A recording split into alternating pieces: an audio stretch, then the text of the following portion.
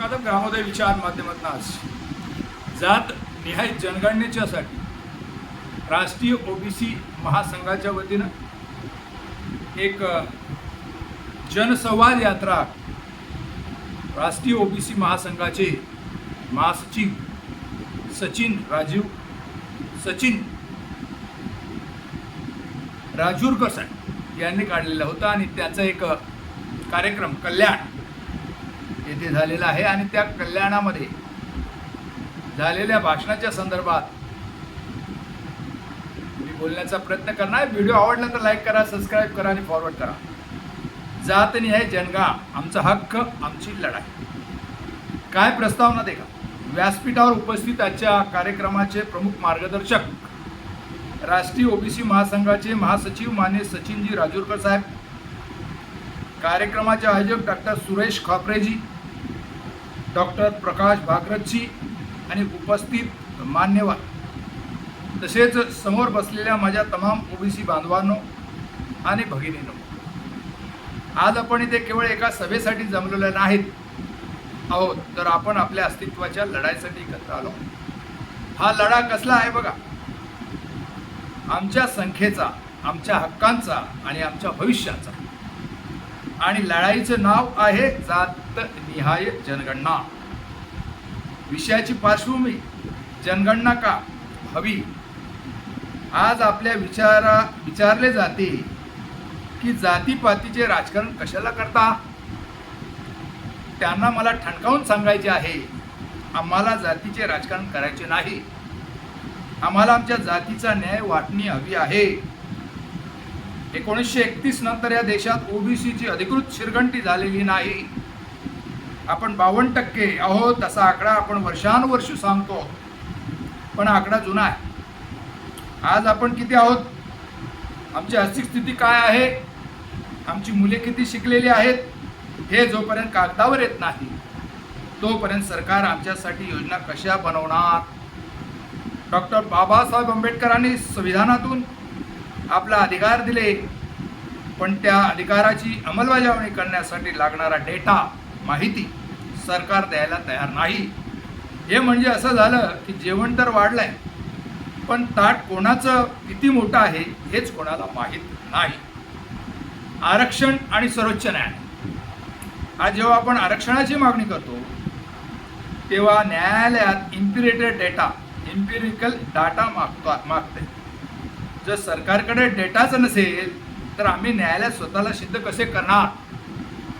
जात निहाय जनगणना हाच यावर एकमेव तोडगा आहे. बजेटची वाटणी, ज्याची जितकी संख्या तितकी त्याचा वाटा. आज बजेटमध्ये ओबीसीच्या वाट्याला काय येते.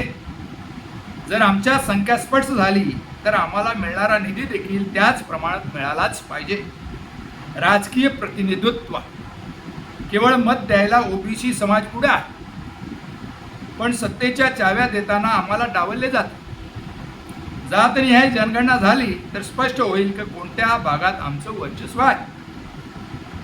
समाजाला आव्हान आणि संघटन मित्रांनो, ही लढाई कोणा एका पक्षाची नाही, ही संपूर्ण ओबीसी समाजाची आहे. आपण कुणबी असो, माळी असो, आगरी असो, नाभिक असो, कोळी असो, बलुतेदार असो, ओबीसी म्हणून एकवटलो नाही तोपर्यंत दिल्ली आणि मुंबईचे तख्त आमच्या गांभीर्याने घेणार नाही. जसा हा बॅनर लिहिलेला आहे, हा संवाद दौरा आहे. हा संवाद आपल्या घराघरात पोहोचला पाहिजे. प्रत्येक ओबीसी बांधवांच्या मनात या पेटली पाहिजे की जोपर्यंत आमची गणना करणार नाही त्याला आम्ही सत्तेत बसू देणार नाही. शेवटी इतकेच सांगेन, शक्ती आणि युक्ती यांचा संगम म्हणजे राष्ट्रीय ओबीसी महासंघ. आज सचिनजी राजूकर साहेब यांच्या मार्गदर्शनाखाली आपण जो संकल्प करत आहोत तो तडीस नेल्याशिवाय थांबायचा नाही. चला उठूया, संघटित होऊन आपल्या हक्कासाठी लढा. धन्यवाद. जय ज्योती, जय शिवराय, जय भीम. आरक्षण हक्काचं नाही, कोणाचं बापाचं. ही आज वस्तुस्थिती आहे. राजूरकर साहेब हे संवाद यात्रा करतायत, ओबीसीला जागृत करतायत. अनुवादी सरकार जाती जनगणना करताय म्हणून संसदेमध्ये सांगताय, पण अजून कळत नाही. 78 वर्ष झालेली आहेत. ओबीसीचा कॉलम 2000 जानेवारी 2023 रोजी जे काही कॉलम निघाले तर जनगणना सुरू केलेली आहे, घराचं मार्किंग चालू केलेलं आहे. त्या तक्त्यामध्ये जातीचा नोंद नाही, कॉलम नाही. असं का होत आहे? ओबीसीने आता जागृत राहायला पाहिजे. जी बीजेपी ओबीसीचा डीएनए म्हणून सांगते आहे आणि जातीय जनगणना करतेच घाबरते.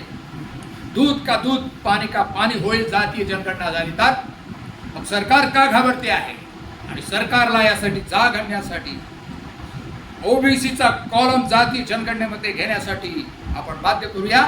आणि त्या दृष्टीनं राजूर कारसाय ओबीसी महासंघाचे महासचिव यांनी जो जनसंवाद यात्रेचं आयोजन केलेलं आहे त्याला आपण सर्वांनी मोठ्या ताकदीने समर्थन देऊया.